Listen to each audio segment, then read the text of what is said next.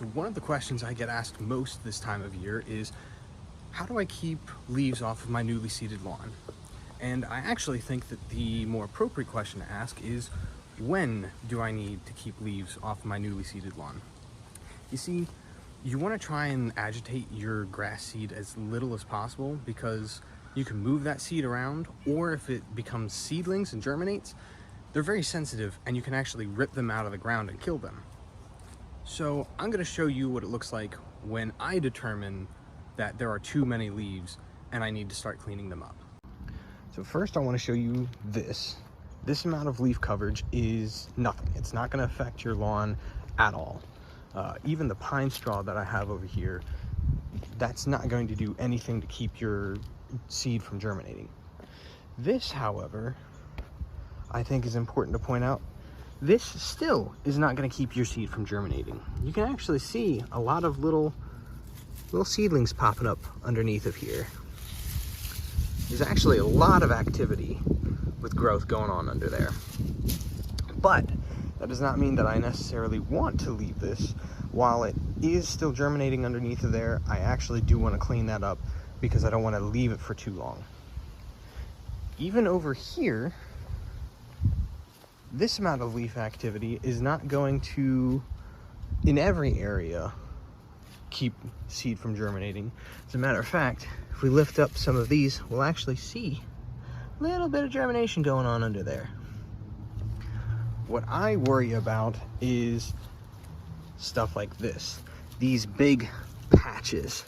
And while odds are there's still some germination going on under here, if that stays there, that's when it becomes a problem, because once this starts to grow, it will need that sunlight. And if you know anything about plants, you know that they need three things: water, air, and sunlight. If it can't get all three of those, it's going to die.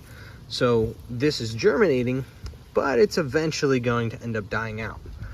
This will create a solid shade, unlike the pine straw, which kind of creates a little bit of like a mesh, a filter, kind of like a shade cloth.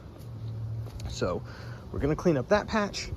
We're going to clean up along the wall here, and this problem spot, which is where all the leaves kind of funnel into and collect right here. Now, I wanted to point this out too, and although I'm not an advocate for using straw to keep seed in place, this pine straw is actually helping to keep some of these seeds from going down this little slope I have going down to the curb. I'm going to leave this so that any additional seed still has a chance to root in this position instead of washing down to the edge. But I would not necessarily recommend using hay or straw that you get at the store, because that can oftentimes have weed and crop seeds and just introduce undesirables into your lawn. We want to keep this as pure as possible. Less problems to deal with later. So now that I've showed you the when, I'm going to explain to you the how. And it's actually really simple. If your seed has not germinated yet, you want to use a rake and do it as lightly and gently as possible. So when I'm raking these leaves, I'm talking about gentle raking. I'm literally just letting the weight of the rake take what leaves it can and nothing more. I'm not trying to get everything up. I'm just trying to get the majority of it and move things around so that it doesn't end up creating shady spots for long enough to kill out my seed.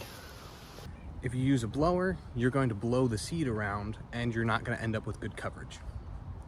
Once that seed is germinated and taken root, the blower is 100% the way to go, because you will have less risk of ripping those seeds out, but you can still get all those leaves up. So that's the long and short of it. Nice and simple, probably less work than you thought. If you have any comments or questions, feel free to drop a comment below and I will do my best to answer it. Have a good day.